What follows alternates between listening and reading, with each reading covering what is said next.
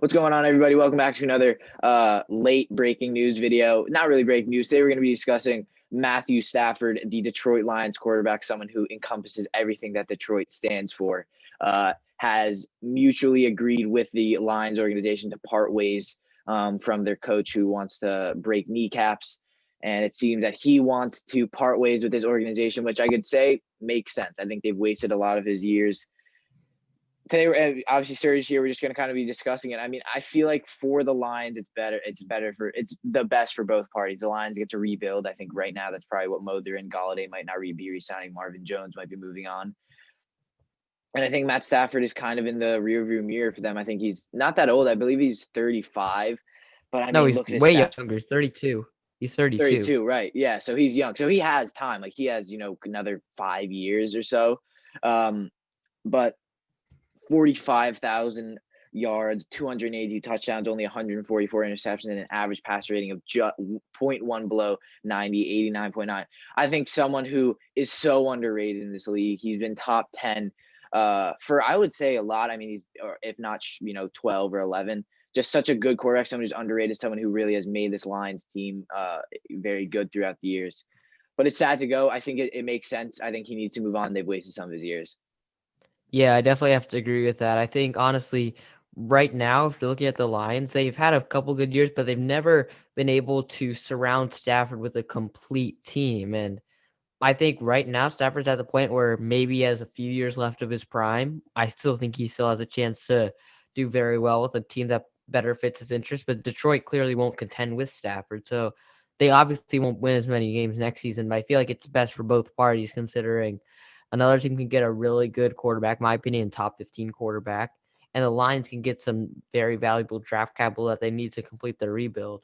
And I think right now, again, I think it's great that they're both mutually moving on. I think it's not just one thing where it's like it's a Deshaun Watson situation where people just like where Deshaun wants to go, but Houston don't want to let him go. I think Mathew Stafford and the Detroit Lions both know that this is best for each party, even though it's tough though, because we know that Stafford has been aligned for so long. It's hard to imagine him in another jersey, but when you think about it more and more, it's like this 100% Yeah, makes sense for the Detroit it's a Lions, and I long think time coming. exactly, and I think in the long haul, this should probably benefit the Lions and Stafford in the end. Yeah, and I think it's going to be really interesting to see him on a team. Obviously, he didn't have Galladay this year. Running back wise, he had DeAndre Swift, who's injured. Marvin Jones was basically his number one guy throughout the entire year. And I think this Lions team is going in the right direction. They have Hawkinson. If they re-sign Galladay, they have a young receiver. They have a great young running back in DeAndre Swift. And I mean, it's just Stafford was consistently putting out his best and obviously leaving everything on the field for kind of nothing. I mean, what was the record this year? 4 wins, I think. I think a bit more, but yeah, like four or Maybe five. 5. It's disappointing. I mean, we see this a lot of quarterbacks, even Deshaun Watson, someone who's obviously much different than Stafford, much younger and has a lot more time. But Stafford kind of, I would say, wasted the past 3-4 years. And I think he's very talented. And I feel like it's going to be one of those things. He's going to go to a team next year. Like, for example, me and Serge talking about the Colts, I think would be a great fit. And we'll have a defense and we'll have a good receivers. Pittman should be great next year. Jonathan Taylor, the best offensive line in the league. And I think people will be like, holy crap, Mathew Stafford has this, not really potential since he's older, but this side we've never seen since he hasn't been able to show it due to the lack of, Yeah. of assets he's had. Of course, Um, definitely. Like it's oh sorry. No, I think definitely right now, I think Stafford, we all know that he has that gunslinger potential that he hasn't really lost it. It's more that he hasn't been able to show it because he hasn't had the right team around him. I think even if you looked at, let's say, the season where the Lions went 3-12-1. At the start of that season, the Lions looked like playoff contenders. Like Stafford was mhm. balling out of his mind. He looked like a top 5 quarterback. He was doing well with Galladay, Hawkinson, Marvin Jones.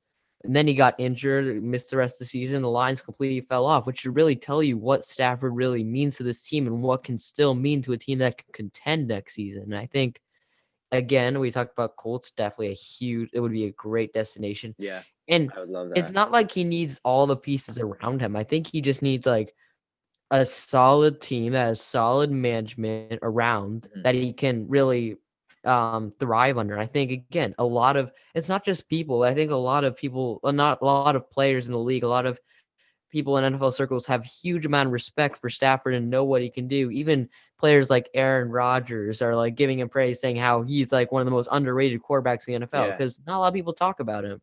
But I think that's he doesn't get talked about a lot. I don't know, maybe that's because his team doesn't do very well. Maybe it's because he's plays in Detroit. I don't know what it is, but whoever gets Stafford, they're getting a very good quarterback who can definitely lead them to the playoffs. He just needs to find the right fit.